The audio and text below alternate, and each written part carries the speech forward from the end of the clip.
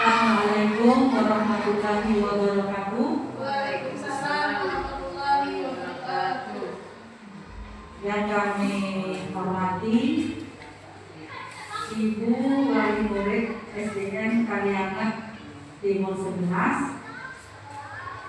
yang terhormat Bapak dan Ibu Guru SDN Kalianget Timur 11. Alhamdulillah, pada pagi hari ini kita masih tetap diberi kesehatan oleh Allah Subhanahu wa Ta'ala, yang mana pada pagi hari ini tanggal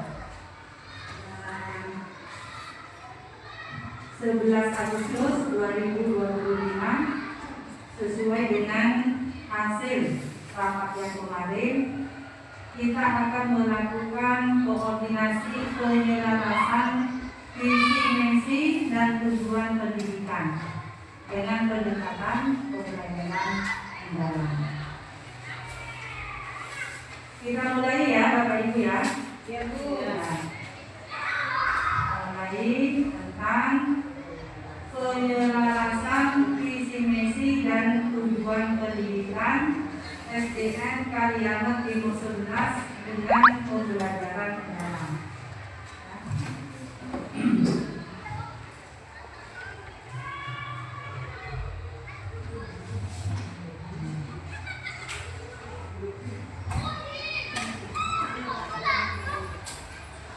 Selanjutnya, apa yang menjadi fondasi pendidikan di SDN Kalianget Timur 11? Yang pertama,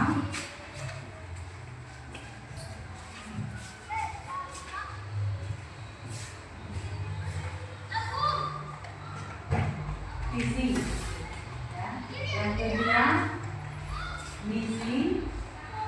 Yang ketiga, tujuan pendidikan.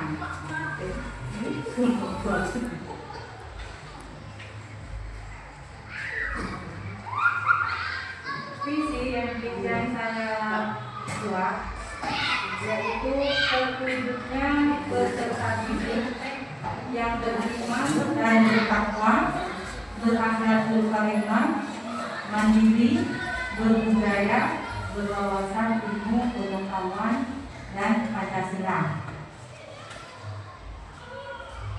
Misinya adalah mengembangkan potensi siswa melalui kualitas pembelajaran inovatif dengan menciptakan lingkungan belajar yang kondusif, aman dan tentram.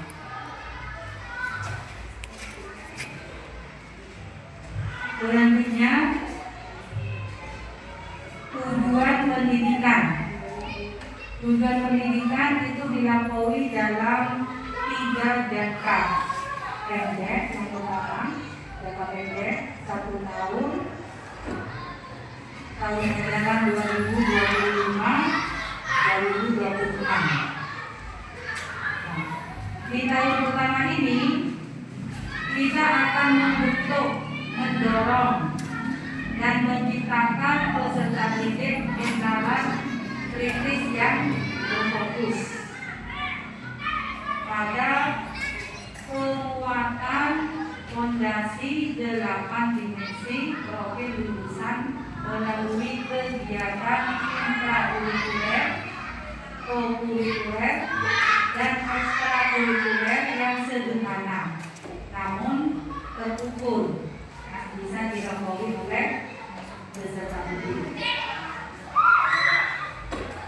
Untuk jangka menengah yang kita lalui nanti 3 tahun ke depan dari 2005 sampai 2027, sekolah diharapkan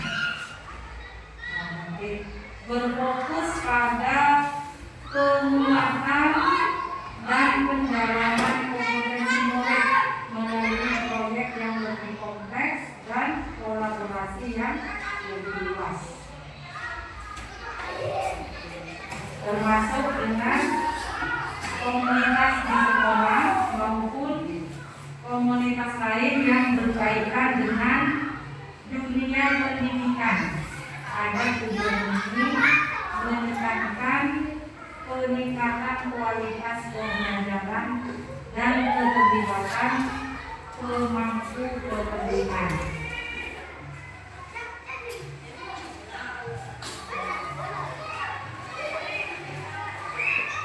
Untuk jangka panjangnya yaitu 5 tahun ke depan dari 2025 sampai 2030, sekolah kita sudah berfokus pada pembentukan lulusan yang holistik, siap berkontribusi di masyarakat dan mencerminkan 8 dimensi profil lulusan secara ekonomi.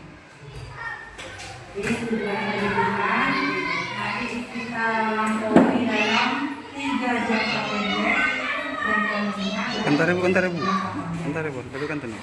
Dengan itu, melalui semua itu kita harus bekerja sama. Kalau bapak dan ibu guru bersama kaum murid.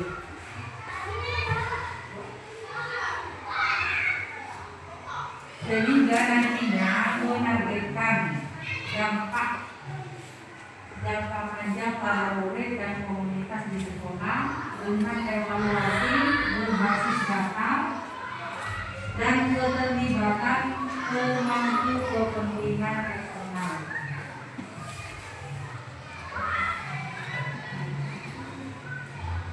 Selanjutnya saya akan menjelaskan apa itu pembelajaran yang mendalam dengan istilah deep learning.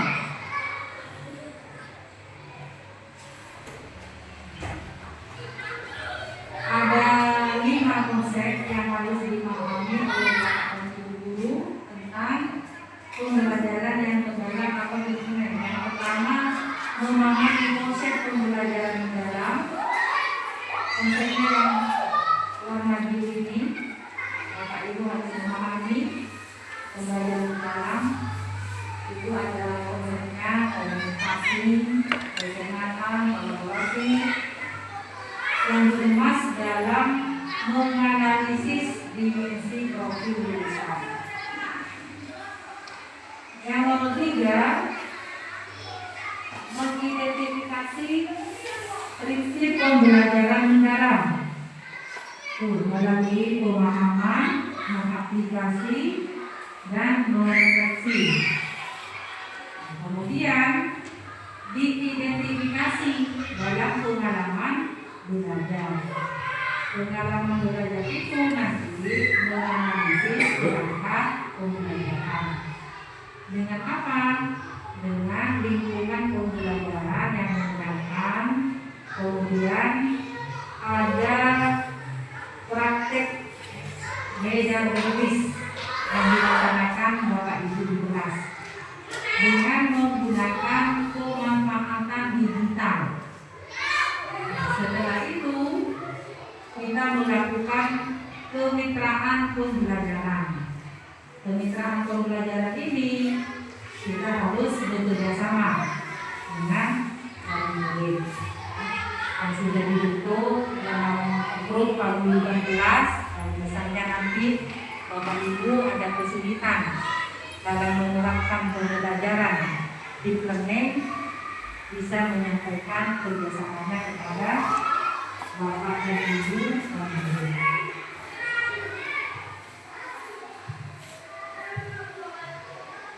Selanjutnya, memahami konsep pembelajaran mendalam.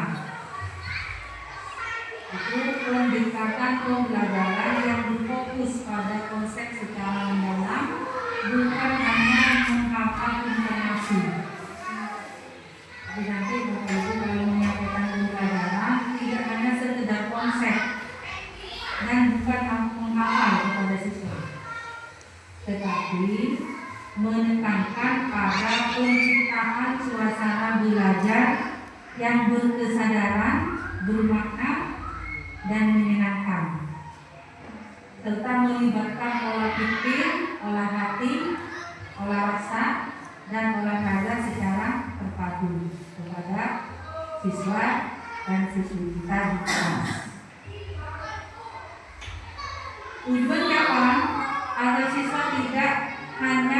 memahami materi, tetapi siswa mampu mengaplikasikannya dalam berbagai konteks dan merefleksikannya. Tentunya konteks yang dimaksud di sini yaitu konteks keseharian siswa, baik di rumah, baik di sekolah, pada saat bermain dengan temannya. Itu kita sentuh sedikit dalam pembelajaran.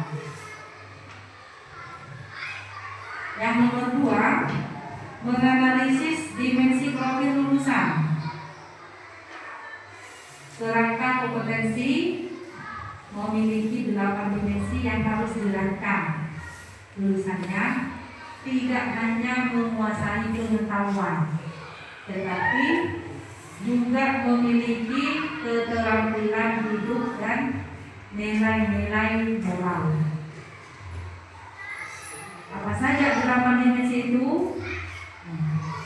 Keimanan dan ketakwaan, kewarganegaraan, penalaran kritis, kreativitas, kolaborasi, kemandirian, kesehatan, dan organisasi.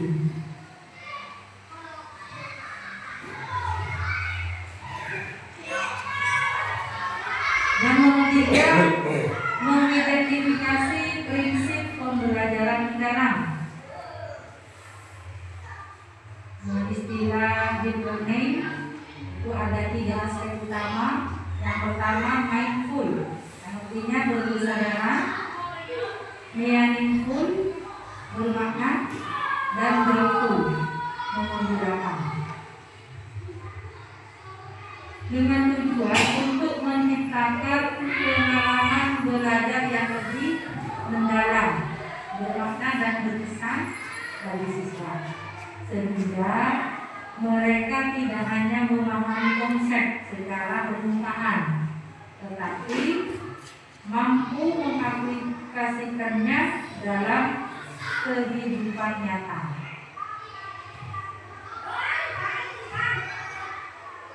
Yang nomor 4, mengidentifikasi pengalaman mengajar. Nah, ini tentunya adalah rekam jejak seorang guru dalam melaksanakan tugas mendidik di satuan pendidikan. Mencakup apa saja? Aspeknya yaitu perencanaan pembelajaran, interaksi dengan siswa, pengelolaan kelas, dan mengatasi tantangan dalam proses belajar mengajar.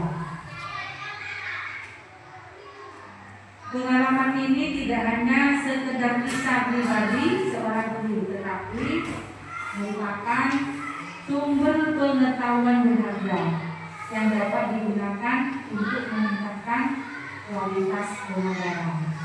Jadi nanti Bapak Ibu dalam mengajar itu bisa menggunakan pengalamannya selama menjadi guru, yang mana pengalaman itu nanti kita sentuh dengan kegiatan sehari-hari siswa, sehingga dapat meningkatkan kualitas pengajaran.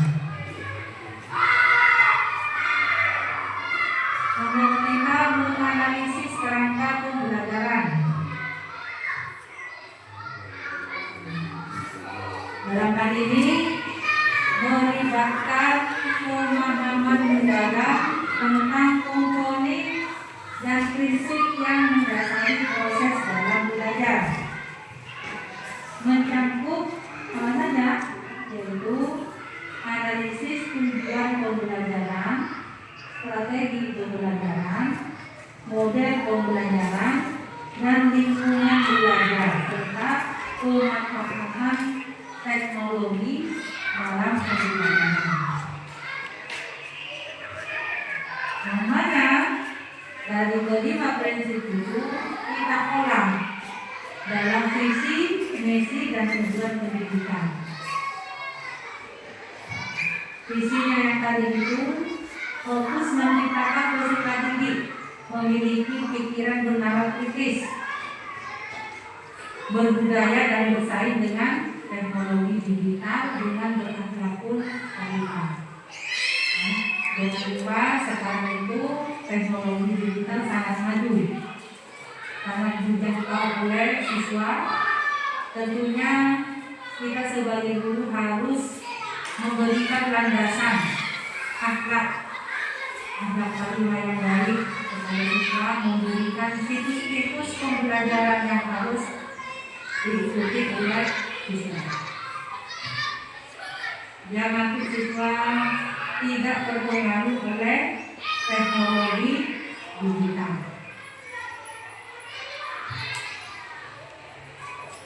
Kemudian misinya berfokus membentuk karakter peserta didik sesuai dengan skill atau kemampuan siswa melalui pelayanan dan memfasilitasi kebutuhan belajar sesuai kerangka pembelajaran negara. Yang 3 itu tadi, tanda pembelajarannya itu selalu diingat oleh Bapak Ibu: berkesaudara, bermakna, dan menyenangkan. Kalau sudah kita belajar dengan gembira, tentunya akan bermakna kepada siswa. Nah, setelah bermakna, siswa akan sadar, oh, berarti pembelajaran ini sangat saya sukai karena saya sudah paham. Jadi dengan sendirinya akan timbul karakter kepada peserta didik. Dari karakter itu, siswa akan memiliki skill, memiliki kemampuan bahwa berpikirnya akan timbul. Jadi pesan saya nanti kalau Bapak Ibu dalam mengajar jangan lupa memasukkan 3 kerangka pembelajaran mendalam. Supaya apa? Supaya tujuan pendidikan yang kita harapkan di sekolah SDN Kader Negeri 11 itu menghasilkan output peserta didik yang sesuai dengan prinsip pembelajaran mendalam serta memiliki fondasi 8 dimensi profil penulisan melalui kegiatan intrakurikuler, kokurikuler, dan ekstrakurikuler.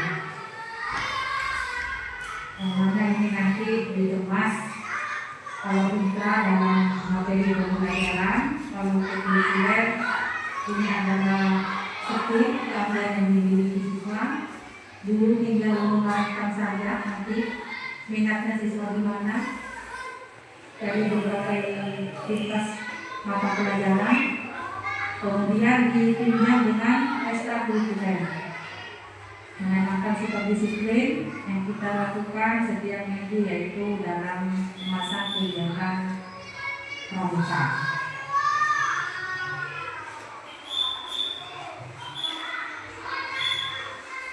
Selanjutnya, Bapak dan Ibu guru menerapkan strategi mengajar melalui pembelajaran mendalam. Strategi pembelajaran itu bermacam-macam, ada yang berbentuk kontekstual, ada yang berbentuk berbasis learning. Nanti terserah Bapak Ibu guru mau menggunakan strategi mengajar yang bagaimana, Bapak Ibu guru yang lebih tahu. Tetapi pada hari ini saya memberikan contoh satu model pembelajaran. Ya. Saya memberikan contoh model pembelajaran inquiry terbimbing, yang mana nanti dalam model pembelajaran ini siswa secara aktif terlibat dalam proses menemukan konsep dan prinsip melalui penyelidikan dan eksplorasi, namun dengan bimbingan dan arahan dari guru. Jadi terserah Bapak Ibu ya, mau mengajar menggunakan model pembelajaran apa. Yang penting nanti di dalamnya itu ada kerangka pembelajaran mendalam.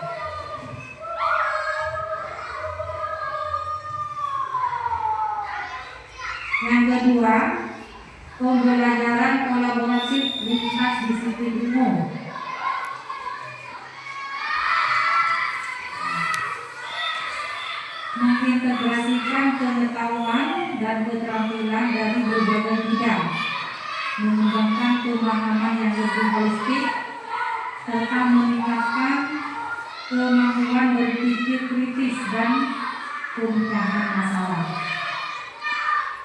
Jadi harus ada lintas disiplin ilmu, misalnya matematika nanti bisa dilimpaskan ke bidang pelajaran yang lain. Tentunya ini adalah kehadiran guru yang harus dikembangkan dalam kurikula nanti. Ini kan ada jadwal tersendiri, Bapak Ibu guru melakukan pelajaran itu. Yang nomor 3, pemanfaatan teknologi. Jadi Bapak Ibu guru dalam mengajar nanti tidak hanya fokus pada buku guru atau buku siswa, tetapi Bapak Ibu guru dapat memanfaatkan teknologi menggunakan media pembelajaran atau melalui video pembelajaran dan mengakses berbagai materi pembelajaran seperti e-book, jurnal dan video dan dari seluruh dunia, tidak terbatas oleh jarak atau sumber daya lokal.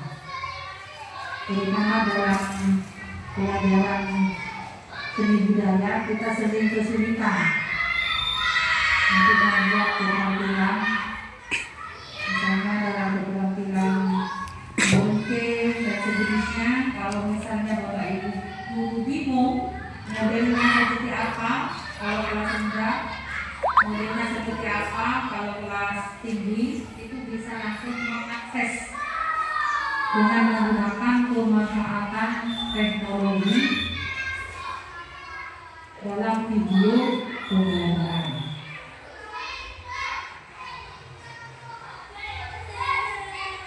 Nah, selanjutnya praktek pembelajaran mendalam di kelas. Ya, seperti yang sudah kita lakukan kepada Bapak Ibu guru, itu nantinya sudah disepakati ya, nantinya kita akan melakukan kegiatan video pembelajaran atau praktek.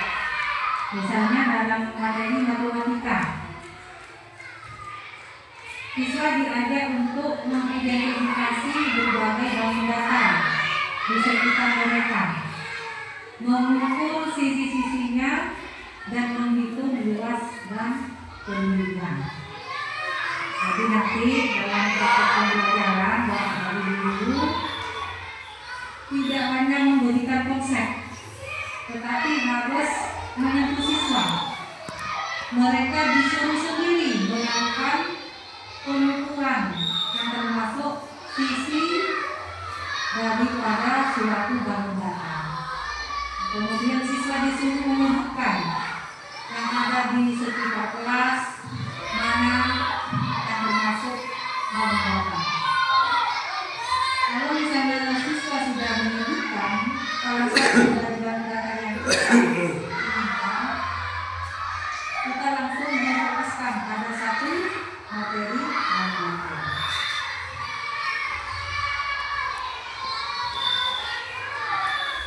Dan misalnya tidak ada pemahaman yang lebih mendalam kepada siswa,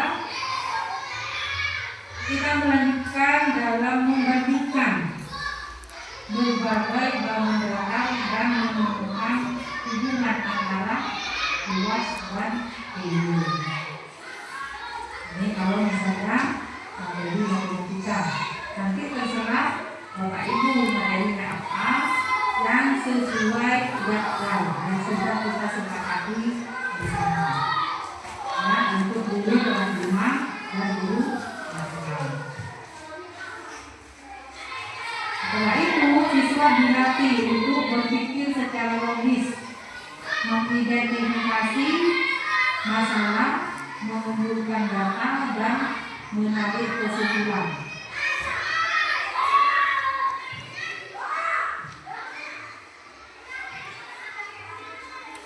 Yang nomor 3, siswa tidak hanya menghafal konsep, tetapi mereka memahami konsep melalui pengalaman langsung dan eksplorasi.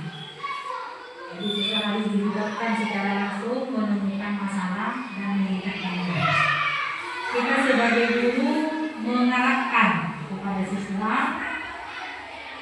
guru harus menciptakan lingkungan belajar yang kondusif dan menyenangkan agar siswa aman untuk bertanya, berevaluasi dan membuat kesalahan. Jadi tugas guru nanti harus benar-benar memperhatikan siswanya dalam praktek pembelajaran. Guru harus fokus bagaimana memiliki penerapan kritis terhadap satu konsep yang ditetapkan dalam pembelajaran. Ini hasil pembelajaran yang dilakukan pada saat pertemuan kemarin ya, pada pembelajaran itu kemarin saya sudah melakukan observasi kepada para guru. Tetapi untuk selanjutnya, observasi selanjutnya, saya menginginkan nanti Bapak Ibu dan Guru, Bapak dan Ibu guru memasukkan kerangka pembelajaran berjalan.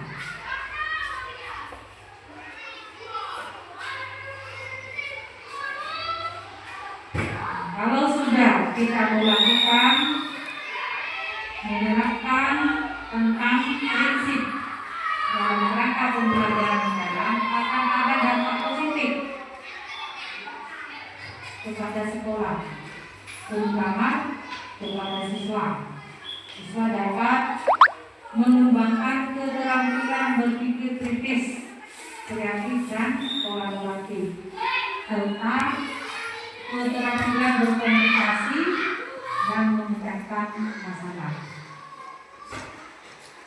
Dampak positif yang kedua, hasil pembelajaran yang bermakna cenderung lebih mudah diingat dan diterapkan dalam kehidupan sehari-hari, karena siswa menghubungkan pengetahuan baru dengan pengetahuan yang tidak ada sebelumnya.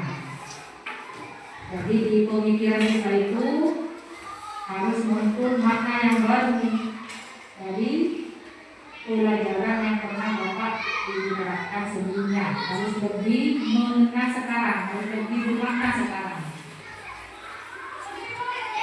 Yang nomor 3, membantu guru mengidentifikasi kebutuhan siswa, mengevaluasi efektivitas model pembelajaran, dan meningkatkan kualitas pembelajaran. Jadi harapannya nanti Bapak dan Ibu memiliki metode pembelajaran yang sesuai dengan kebutuhan siswa, sehingga nanti meningkatkan kualitas pembelajaran.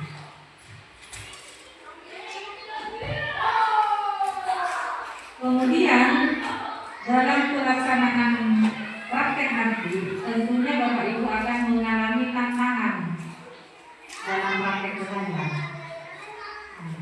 Saya memberikan contoh tantangan dan solusi dalam implementasinya. Misalnya nanti tantangannya ya, yang mungkin akan dialami oleh Bapak Ibu guru dalam mengajar. Guru ditantang untuk melibatkan siswa dalam pembelajaran proyek dan yang belum pernah terjadi sebelumnya sebagai pembaca. Siswa yang terlibat akan merasa ingin tahu. Jadi misalnya Bapak Ibu nanti mempunyai proyek atau tugas kelompok maupun tugas individu kepada siswa, guru itu harus terlebih dahulu menjadi tahu petunjuknya. Dengan cara apa solusinya?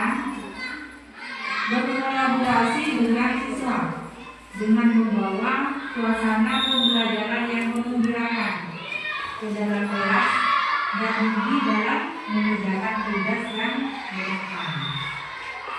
Jadi Bapak Ibu pastikan nanti LK-nya atau asesmennya itu menimbulkan keingintahuan kepada siswa.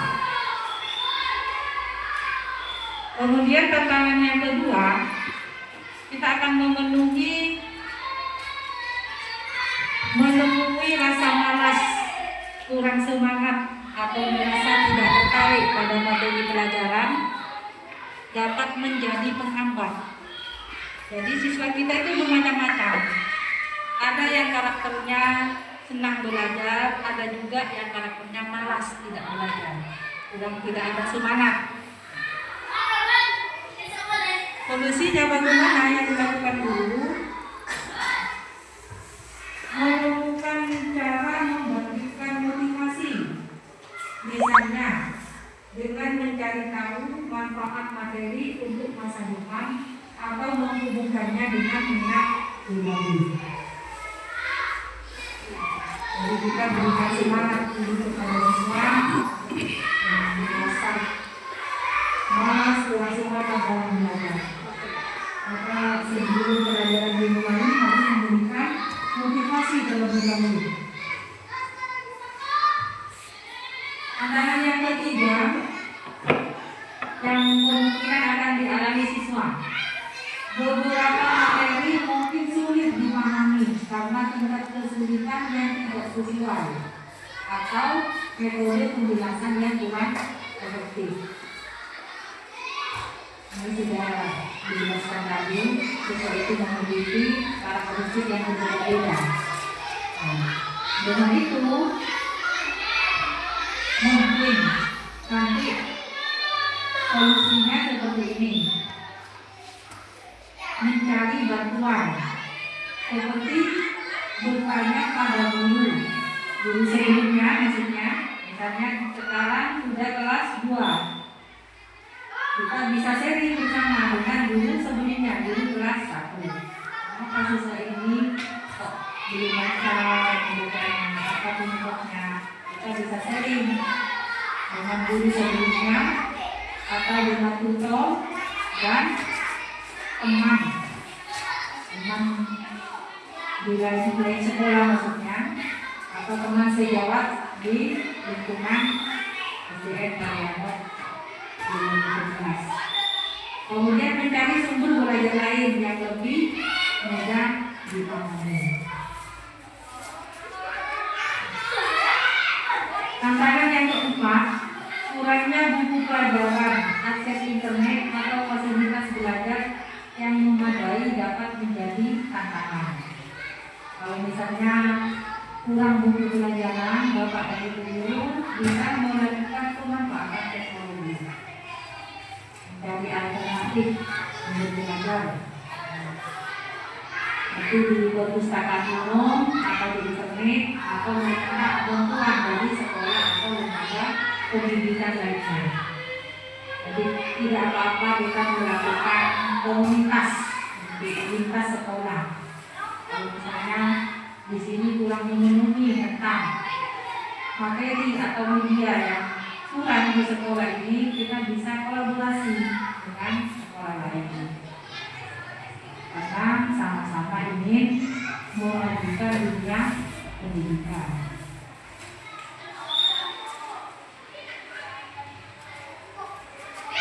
Kemudian sumber daya yang diharapkan nanti dalam penyelarasan misi dan tujuan pendidikan. Yang pertama, kepala sekolah. Saya sebagai kepala sekolah akan memberikan yang terbaik kepada Bapak dan Ibu, termasuk fasilitas tentang kebutuhan hidup.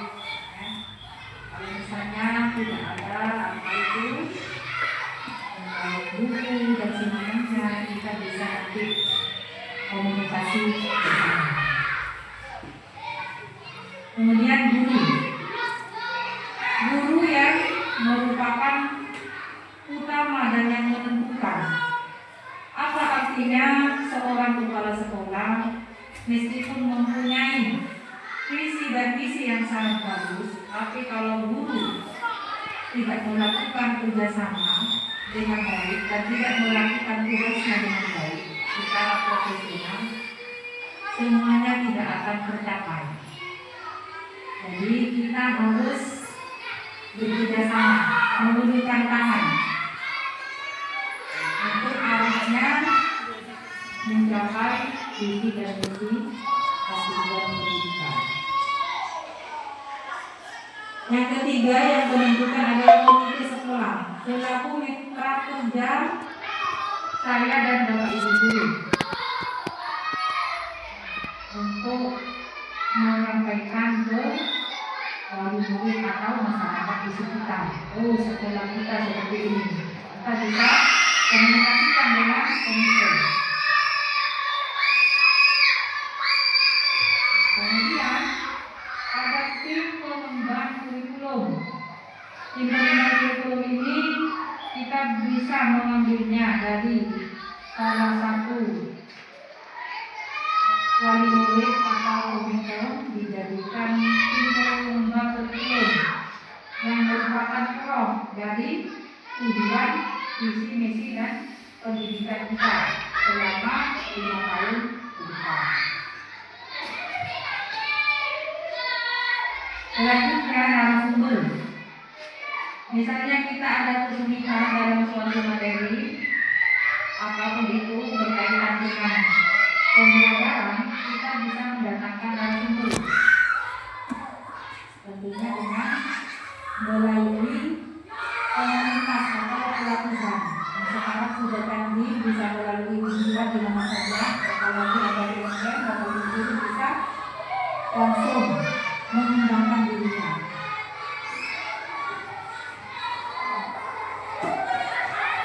Kemudian yang menentukan paling utama orang tua atau wali murid. Jadi keenam ini merupakan sumber utama dari 8 dimensi suatu jurusan yang akan dicapai. Apa yang pertama yang akan dicapai? Keimanan dan ketakwaan kepada Tuhan Yang Maha Esa. Tentunya ini harus dikomunikasikan kepada wali murid, kepada anak ibu nanti sukses belajarnya, minta kerjasamanya di rumah tentang keimanan dan ketakwaan. Kesannya sholat 5 waktu untuk mengaji itu disampaikan kepada grup kelas masing-masing di Bapak. Sekarang dikenal dengan jurnal anak kelas.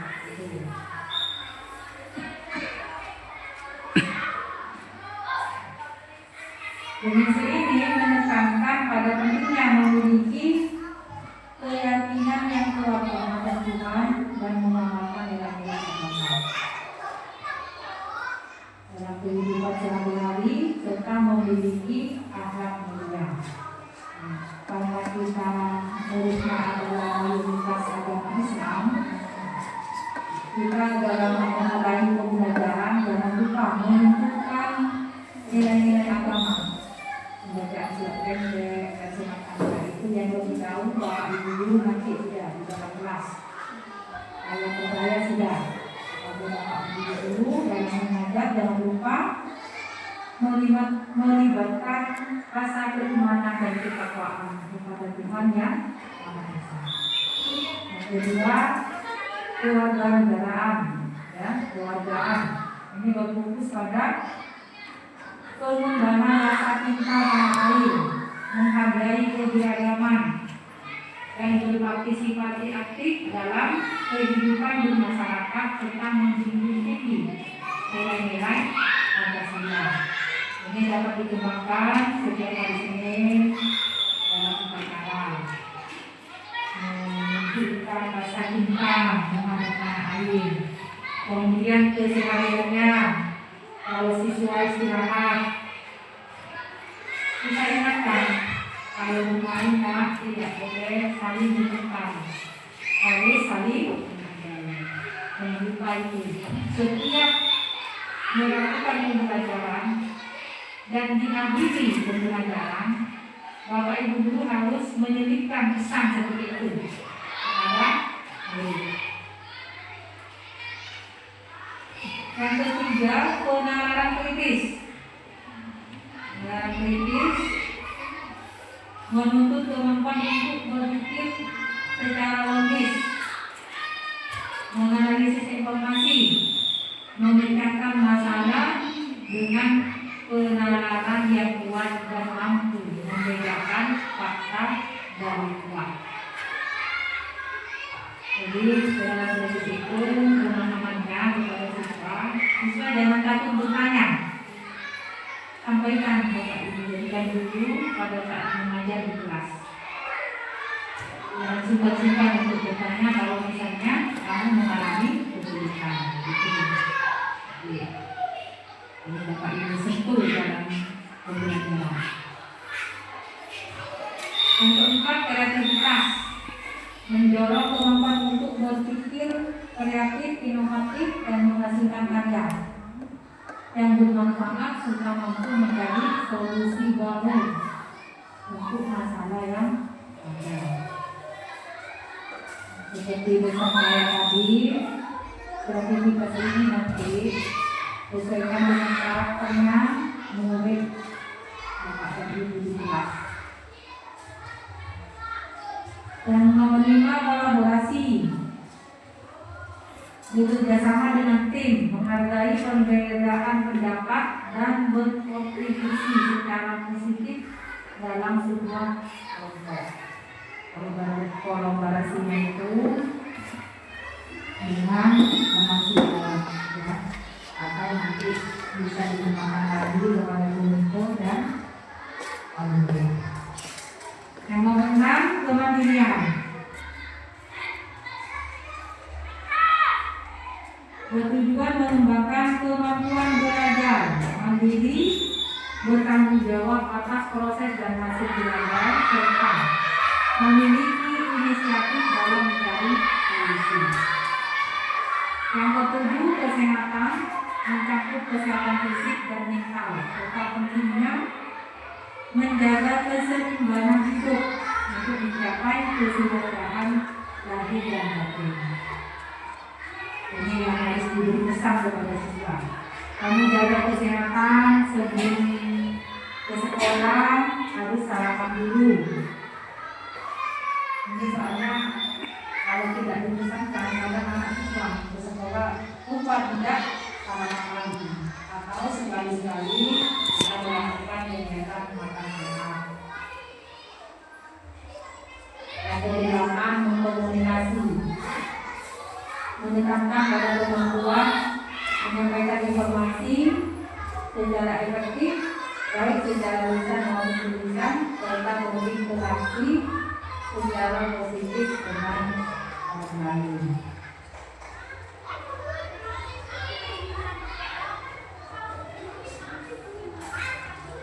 Salam guru hebat, terima kasih. Mungkin ini saja yang saya sampaikan kepada Bapak dan Ibu. Kalau misalnya nanti ada yang belum mengerti, kita bisa bersama. Saya akhiri dulu untuk